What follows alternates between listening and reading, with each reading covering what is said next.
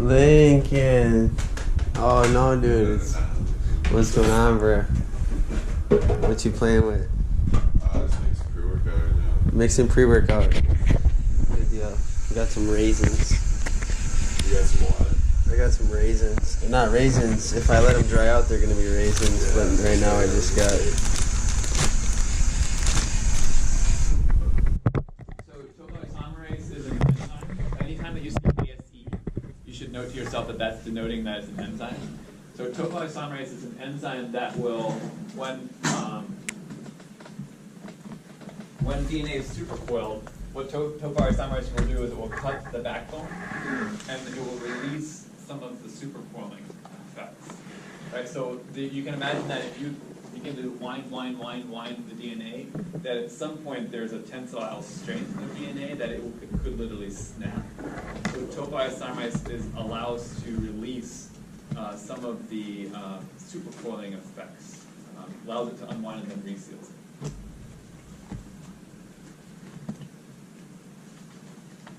So as something to keep in mind, we'll get more to this, but DNA is fixed at points, right? At the two ends, there are points that you can't, it's just not going to be open to let it to fly.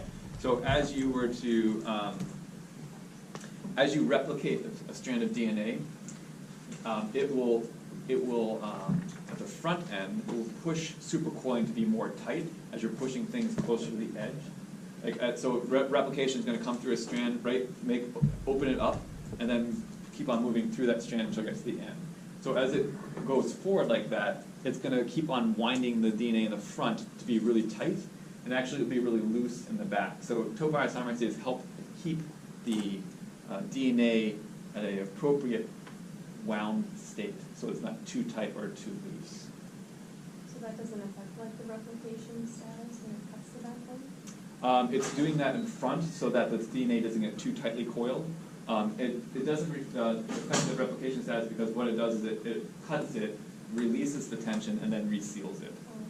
If it wasn't resealed, that break would be signaled as a problem, as a mutation that would have to be fixed. Okay, what else? Melissa. Genetic polymorphism. Okay, so you see polymorphism in many different forms, right? So what this is talking about is within the DNA code there are slight variations of letters, A to T or G to C, and that's what those small changes result in very small changes within the protein. Those differences in proteins at some level then result in different alleles being formed, right? So the difference between blue eyes and brown eyes is a polymorphism that exists in the DNA that encodes for eye color.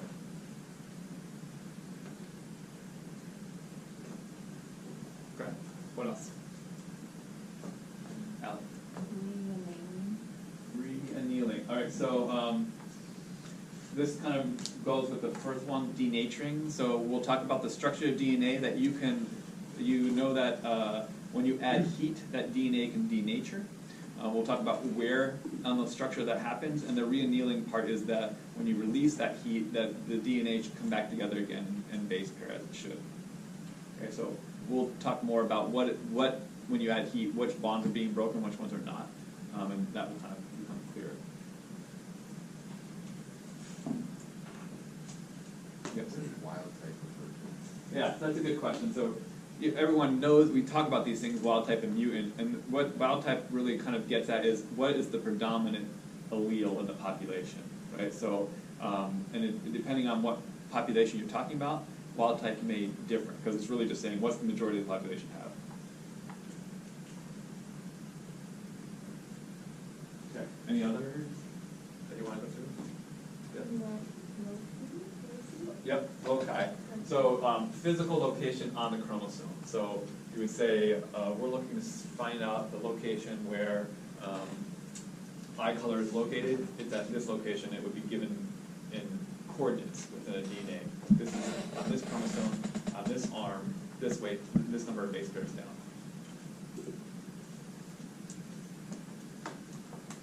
Okay. Good on the rest? Listen. histone? Histone, all right, we'll talk about the structure of these more in depth, but histone is a protein core, which is responsible for packaging DNA into its compact structure. So DNA gets wrapped around these histone cores, which are made up of 4 proteins, spherical sort of model. And so, but they are responsible for the packaging of DNA. It's a very loose state to its compacted, condensed state. So the condensed state of DNA would be these chromosomes. When you look at chromosomes, that's the most condensed state of DNA that there is. Most of the time, DNA exists in a much more loose state than that. Okay, good? All right, so let's start exploring those terms. Just to make sure that you're on the same page with these generally what those are. And then we'll start going through how this all comes about. Okay, so just as starting perspective, so when we look at DNA, you can see that the very first note of even understanding what it was is 1944. Right? So I put this on here because the reality is that certainly not your lifetime, but your parents and your grandparents' generation, that we have learned a ton of what DNA is and how it works in the last several decades. So it's, I think, a good perspective just to keep that in mind that we actually are still learning a whole lot more. So I think we're not exactly on an exponential increase at any point, but like certainly in the 70s and 80s, tons of advancement in understanding how this DNA stuff works and what it is. So double helix structure, this is when they actually visualize using electron micrograph, actually seeing the double helix structure. And then from that point, really amazing amount of progress. We'll spend some talking about the draft genome 2001. We actually now fully sequenced genome, and we have a ton of data, not just on the genome, but other things in addition to that as well. So a pretty rapid increase of knowledge about what happens with DNA. Okay, so we're going to just go through some of these basic experiments just that kind of got at this. This is 1928, which is sort of the precursor of why we even knew what DNA was. I expect, how many of you've seen this all before, right? Yep. So explain that Griffith experiment to your neighbor and see what you remember, what you don't. We'll make sure that everyone's on the same page, and then we're going to go on to the other ones, the Hershey Chase and others, that are sort of these fundamental, foundational experiments that you now understand what's going on. Okay, so explain this, what the experimental design was, what question were they asking, and how did the results back that up? Okay, go.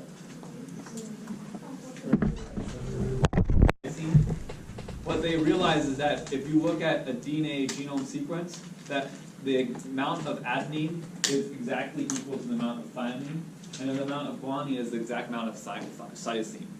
All right, so in retrospect, this should be like, oh yeah, that's yeah, cool, that makes sense.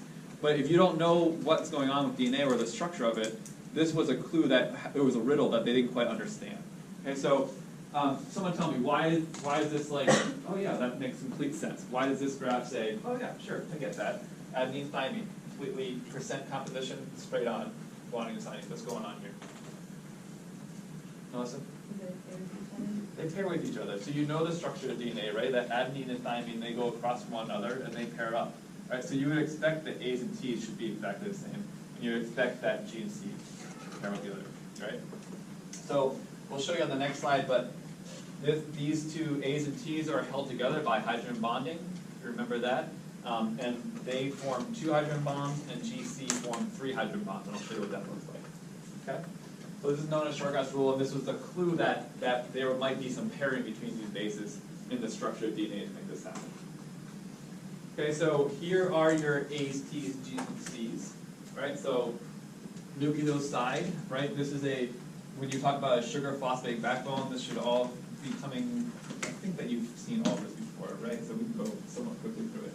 So the nucleotide is made up of a sugar phosphate backbone. Here's your sugar and your phosphate. Those remain the same no matter what you're talking about.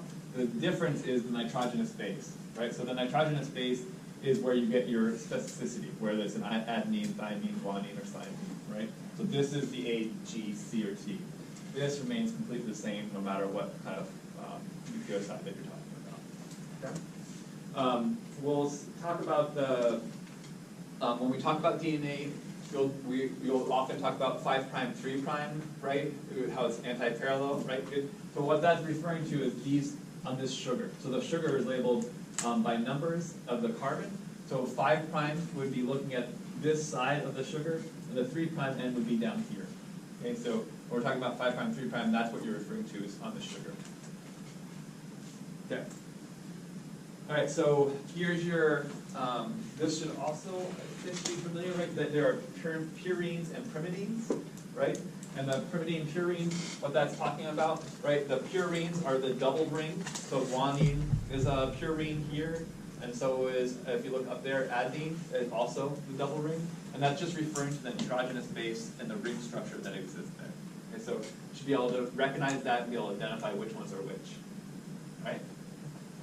Notice that the 5' end is up top there because what you're looking at is this sugar.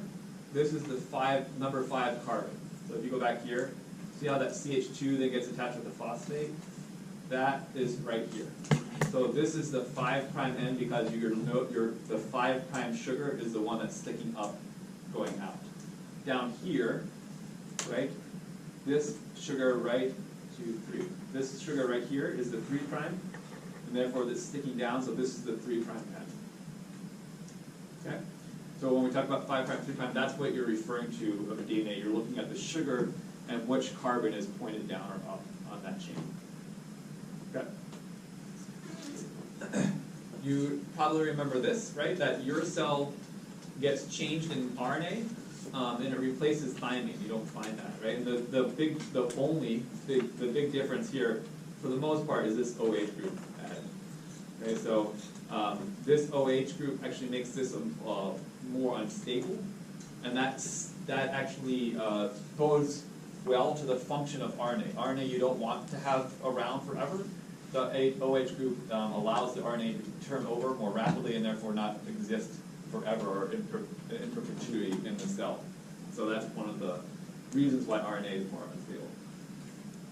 Okay. So let's pause here for a minute. So what I want you to show or talk to in your groups, just kind of use some space to process what I just kind of showed you. Identify 5', 3' ends for the DNA strand. Identify the hydrogen bonding that holds these nucleosides together. Identify purines versus pyrimidines and where those things exist. And talk about the sugar phosphate backbone and just kind of walk that through with one another about where it is and how it's connected. Okay? So review this structure with your neighbors, friends.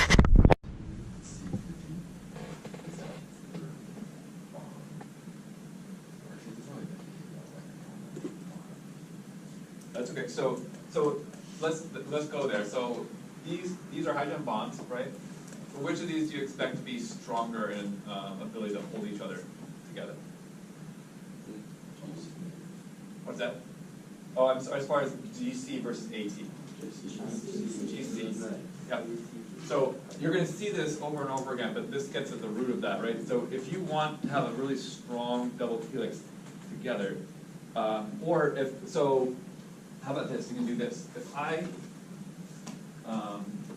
you will do PCR in your lab course, right? And then one of the PCR protocols is you're going to figure out what the melt temp, at what temperature will the oligo, the piece of DNA that you have in there, what point will it actually melt away from its target?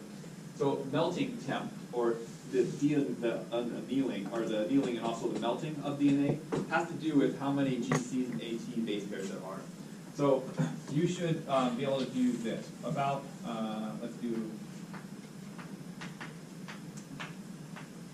okay, so here's sequence 1, and it's also its complement down there. So what I would like you to do is to order these in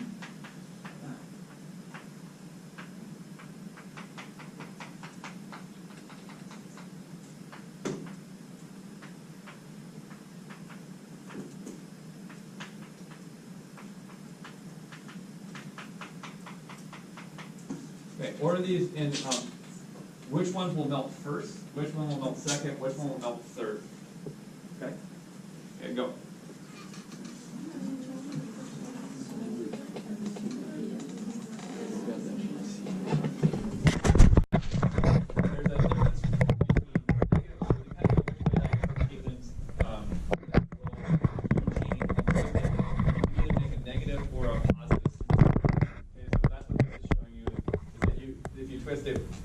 clockwise will produce one, clockwise will produce another. Okay? And so what you can see happens with topoisomerase is that you have this helix. So this, you can see, has 3 linkages or 3 negative supercoils, right? 1, 2, 3. So when you have topoisomerase, what happens is it binds it, it nicks it, and then it allows it to pass through, right? So it allows it to unwind, and then it re-anneals it. So notice what happens is that the topoisomerase takes 3 negative supercoils, releases it, and then allows it to become the 2. Okay? So this is the job of topoisomerase, is that it relieves this supercoiling and kind of moves it back up towards this more neutral state. Okay? So this is what relaxed DNA looks like, completely circular. And the negative supercoiling, thus topoisomerase is allowing it to move now more closely back to this neutral state. It relaxes those supercoils. Okay? Let me have that here.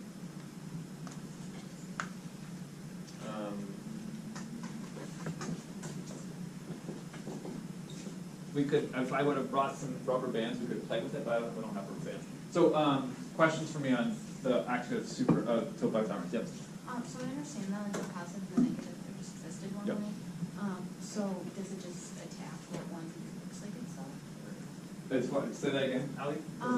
So the negative and the positive are like twisted opposite ways. Yep. So does it just get like find the DNA strand that's twisted with itself and then untwist it? Yeah, so you're saying, how does the topoisomerase even recognize what it should bind So to? what's the difference basically between the positive and the Okay, negative? so if you see here the negative supercoil, well, the first is the direction that it was spun, right? So if you take a rubber, so you can do this, take a rubber band and twist it one way, you'll find that what you can see here is that this is going up in front of it, and here it's going behind it, right? So basically it's whether it's twisted that way or if it's twisted this way. That's the difference between negative and supercoiling. We will, when you look at replication, we'll look at this in more depth, but there will be negative supercoils in front of the replication fork and positive supercoils behind it. And so they both occur. Topoisomerase has to do with the negative supercoiling and releasing that.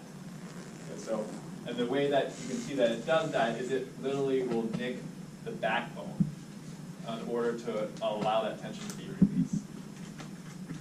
Right, because it doesn't have another option to be able to, it can't remove the structure of holding the end of the DNA, so the only way to do is to allow the pressure to be released in the middle of it. So it's just to make sure like the DNA doesn't break? Or? Yeah. Okay. Yeah, because if you continue to allow negative supercoils to accumulate, eventually it will become so tight, as you probably saw Caitlin's string was becoming so jammed up on one another, it will eventually just snap the sugar phosphate backbone. Yep. So I'll say that if you delete this enzyme out of the bacteria is or out of an embryo, it's a lethal event. The baby does not go to term, because this is such a significant action that you can imagine your DNA will get all twisted up. It will not be able to release that pressure. There will be massive breaks within the DNA, and it will not go past a couple days of birth, of gestation. Is there any way you can take the enzyme out of the cell? Like, let's say like a cancer cell, like trying to figure out, is there any way you can take it out? Right. The question is how that you target that cancer cell to take that enzyme out and not wreck with the rest of it, right? So great thoughts, but it ends up being, so related to that, bacteria have a special topoisomerase which is different than ours. So that's a target where we have drugs that actually will target this enzyme for bacteria. So if you can stop bacteria's topoisomerases, you could stop them from being an effective agent within the body. So that's another way to get at it, is that if there's something unique about this enzyme across species, you can use that as a vulnerability point to get at some drug action. So. Okay? All right. So, DNA, A or B, when you look at this, talk to me about, this is a DNA gel. Okay, so what you're seeing is I loaded the gel at the very top, and then I put an electric field and let it run down the gel. I want you to, so one of these is A and one of them is B. I want you to match which one. Is this A or B? And therefore, is that B or A? Okay? So this has to do with this winding that we just talked about. One of them has greater supercoiling than the other. Okay, go.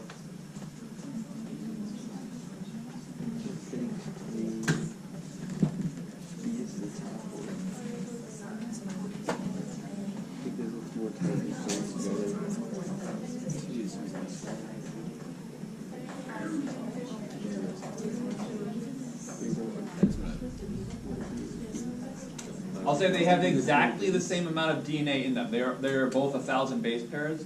It's just that their shape is a little different. So it's not, they don't have any more or less DNA than each other. Yeah.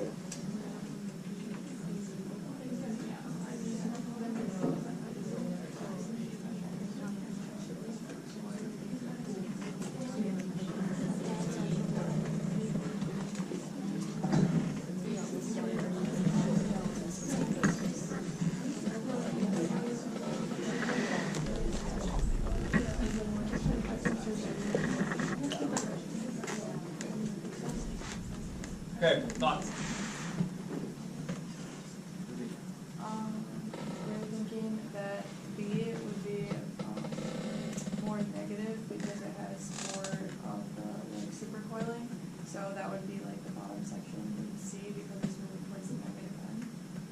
Oh, so you're saying that because there's electric field, this is the negative end down here, Yeah. right? And then so this is being attracted to it? Is that what you're saying?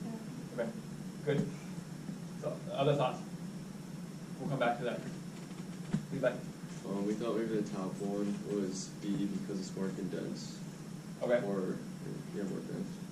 And more condensed would therefore be like a greater weight? Is that what More you're like saying? super toiling, so just, I don't know, maybe we'll go this one. That's okay. That's a good thought too. Other thoughts?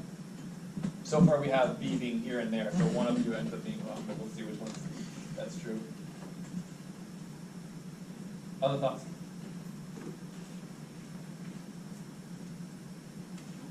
All right, let me guide you to the right answer, or minus 1 minute that we have. All right, so electrophoresis, it pushes it through a gel. The gel is a matrix, right? So what are you separating these pieces of DNA based on? Size, right? So typically more DNA equals greater amount of things, the bigger it is, therefore the less able it is to move through that matrix. Okay, so in this case, they're completely the same size. The only thing that they're being separated on is based on shape, right? So if you had a really fat man and you tried to get him through a tunnel, what would his chances be versus some skinny little child? Who goes through the tunnel faster? Child. So the skinnier / smaller piece of DNA will get itself through the gel quickly. That means that B travels more quickly through the gel and should be at the bottom. Has nothing to do with size, has nothing to do with charge, has everything to do with shape. So in this case, the supercoiling of that B allows that molecule to be smaller in shape, therefore be able to get through all those tunnels more quickly and get up down here. Okay? All right. Have a great weekend. We'll see you guys on